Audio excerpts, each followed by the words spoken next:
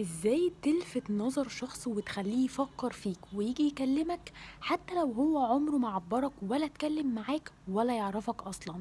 لو عايز تلفت نظر شخص ليك وتخليه يجي يكلمك هتعمل حيلة واحدة بس. الحيلة دي هي انك لما تكون واقف في نفس المكان اللي موجود فيه الشخص ده هتشوف الشخص ده واقف فين وتركز عينك على المكان اللي ورا الشخص ده على طول، فده هيديله إيحاء إن أنت بتبص عليه هو، هتفضل مركز في المكان ده شوية لحد ما الشخص ده ياخد باله ويبص لك. ساعتها هتبتسم ابتسامة خفيفة وبعد كده تركز مع أصحابك وما تبصش تاني خالص. أنت كده أثرته خلاص. هتلاقي إن الشخص ده بقى مركز معاك بشكل كبير جدا ومش شايل عينه من عليك. أكتر حاجة بتلفت نظر أي شخص هو حاجتين: التواصل بالعين والابتسامة. فمجرد ما الشخص ده حس إن أنت باصص عليه هو خلاص اتلفت نظره ليك، وكمان كل ده عملته من غير ما تحسسه إنك مدلوق عليه أو